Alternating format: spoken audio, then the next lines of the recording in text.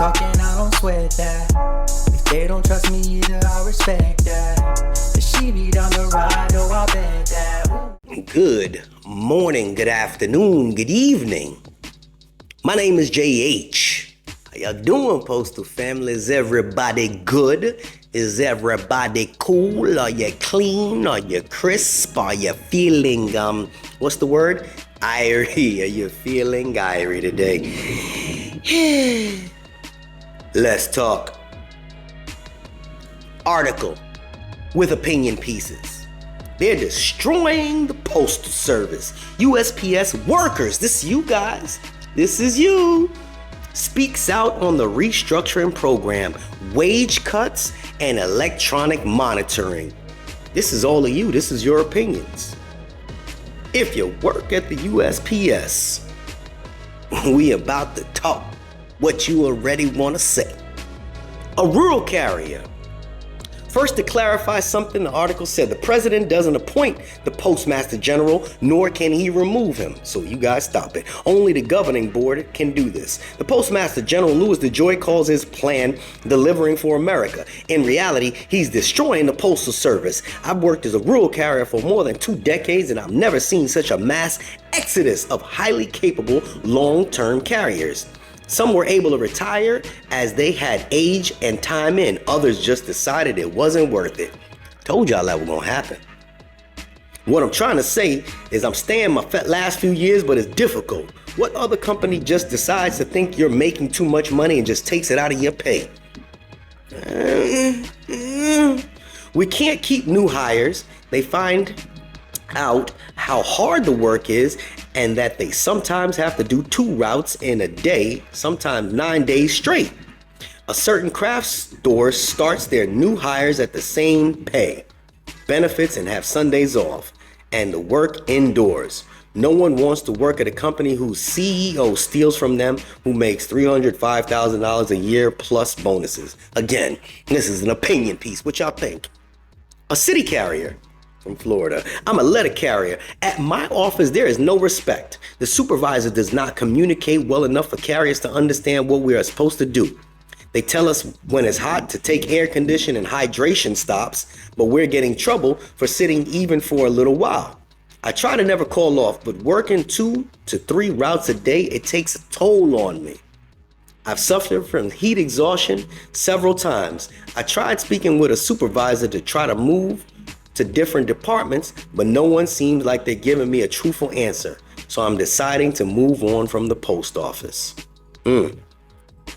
FYI, depending on the day you guys read this, another carrier passed away in California from the heat on the job. Yeah, somebody just sent me a text message telling me. Another rural carrier from Arizona. They have cut rural carriers' pay and asked us to provide information to them when we dispute our pay. But there are large legal documents prepared by the USPS attorneys stating they don't have the information. How are we able to provide information that you haven't been able to release to us employees or even to the Postal Regulatory Committee? This is illegal, and we are being told that there are more cuts to come. A retiree from South Carolina. I was a career employee mailman for 33 plus years. It's astounding the number of supervisors that never touched or were part of the delivery side of USPS. That kind of boggles my head too. And yet they talk about how hard they work, justify their 6-figure incomes. When I was working, they had a system that paid supervisors a supplement for cutting costs. Yeah, we spoke about that before. We had a station manager turn off the hot water to save money. Kind of foolishness are that. The USPS has wasted millions, if not billions of dollars on this type of incentive. Corporate greed, it's everywhere. Another person. I am still amazed that no one brings up the fact that DeJoy is hell-bent on getting a few large contractor trucks off the road, while making carriers drive many little postal trucks that get worse mileage or pay them a huge price per mile to drive their own vehicles to and from these new centers. I call BS. They tried this before and it didn't work back then. It won't work now either.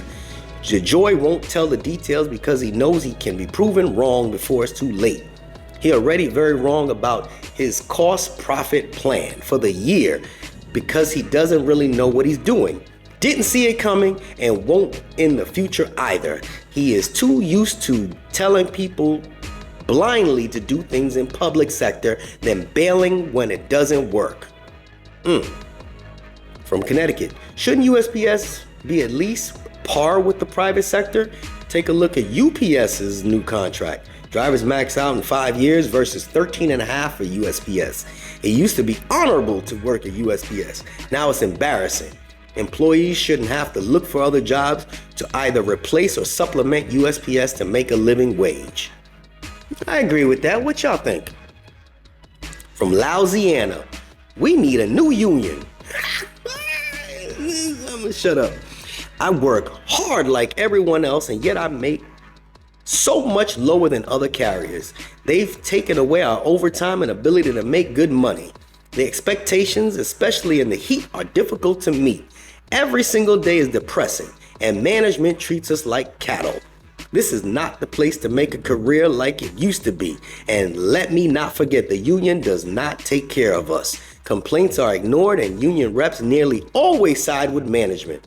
Everything the union does is kept in secrecy. Whew. All right, I'm not gonna comment on these. You guys, as you hear them, you just throw your comments. Eesh. I want to jump in. Michigan, the USPS took on Amazon for free? What, 10 years ago? It wasn't free. Meaning it was thrown onto our routes with no compensation. They get paid for it. That's what screwed USPS. This all started well before DeJoy. I agree with that. The unions have failed us. Management gets bonuses for screwing up. They bring in the most incompetent people to run the offices. The highest paid routes were cut according to the scanners, so we're still doing the same work with less pay. Customers come in daily to scream at us, but fail to see we are working 2 or more hours a day for free. Pure madness. For South Carolina, I left the delivery service to join the USPS because I heard nothing but good things growing up. However, I've been working for UPS for a few years now. My pay just has surpassed my starting wage in my previous employer. Bathrooms don't work properly. We have 4 toilets for over 100 men in our office. The cost of living has risen and is continuing to rise. I have heard no talk about giving us proper raises. If anything, whenever raises are brought up, it is as if no one sees the real issue. UPS got a raise, well deserved. However, we deliver their packages, true. FedEx packages, true. Temu packages, true. Amazon packages, true. And our own USPS packages. Over 1,000 stops daily along with personal documentation at each stop. We have no air conditioning still, yet no raise. They cut hours, and our uniforms cost about $120 per full uniform, and we only get awarded about $500 per year. That's not enough for a full week's worth of uniform. It was truly sad to see what I signed up for. Through some stuff, such as updated scanner has improved.